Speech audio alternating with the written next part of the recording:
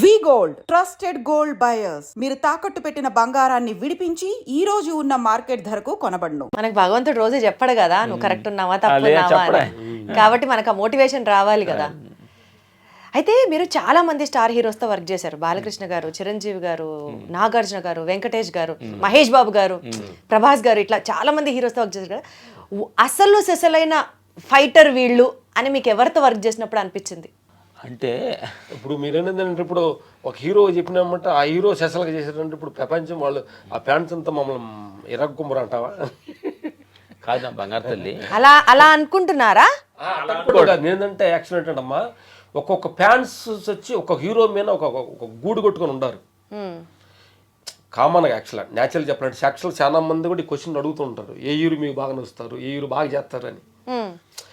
అందరి దగ్గర అందరితోటి పని చేస్తున్నప్పుడు ఒక హీరో బాగా చేస్తారనేది మన ప్రత్యేకంగా అనేది వాళ్ళని మనం ఎలా చెప్పగలం? కాబట్టి అందరూ సూపర్లే. సరే, అయితే దీన్ని ఎలా మార్చచ్చు అంటే నేను తెలుసుకోవాలనుకున్న పాయింట్ని ఇప్పుడు మీరు ఈ సెన్సిటివ్ జోన్ ఉందన్నారు కాబట్టి ఎలా అడగచ్చు అంటే, బాలకృష్ణ గారి పని చూశారు, చిరంజీవి గారి పని చూశారు, ప్రభాస్ గారి పని చూశారు, XYZ అందరి పనులు మీరు చూశారు. ఒక్కొక్క స్టార్ హీరో దగ్గర నుంచి ఈ గుణాన్ని మనం నేర్చుకోవాలి అని మీరు ఫీల్ అయింది ఏంటి? చిరంజీవి గారి నుంచి ఏం చూడాలి, బాలకృష్ణ గారి నుంచి ఏం చూడాలి, ఏం చెప్తారు? అది బెస్ట్ క్వశ్చన్ కదా, బాగా చెప్పానా? మేము క్వశ్చన్ దీనికి ఆన్సర్ కరెక్ట్ నువ్వు ఇంకొక డైరెక్షన్లో అడిగావు. అంటే యాక్చువల్ అంటే మేము ప్రతి హీరో దగ్గర కూడా ఒక పాయింట్ నేర్చుకుంటాం. ఎగ్జాక్ట్లీ.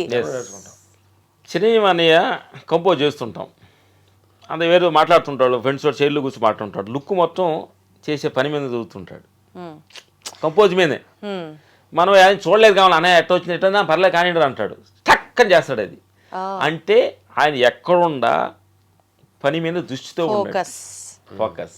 అది మెగాస్టార్ అంటే. స్టార్ అంటే ఎందుకనంటే అసలు ఏమీ ఒక బ్యాక్గ్రౌండ్ లేకుండా ఆ టైంలో అలాంటి ఒక డిఫరెంట్ కైండ్ ఆఫ్ తోటి వచ్చారంటే ఆయన దగ్గర ఏ క్వాలిటీస్, షో మనీ క్వాలిటీస్ లేకపోతే ఎలా వస్తారు? Correct correct correct correct. Balayya గారి దగ్గర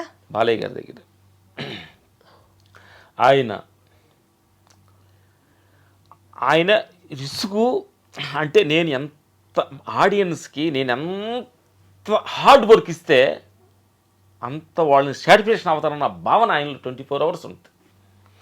ఆయన వర్క్ ఆయన ఎంత నేను ప్రతిదానికి నేను రిస్క్ చేస్తానని అలాంటి అటెన్షన్స్ అన్ని కాపాడాలి, మేము ఇంకా ఆపాలి.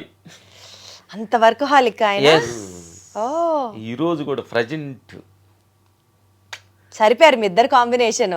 మీరు వర్క్ హాలికే, వర్క్ చెయ్యాలని ఎప్పుడు అనుకుంటున్నారో ఆయన అంతే అనమాట.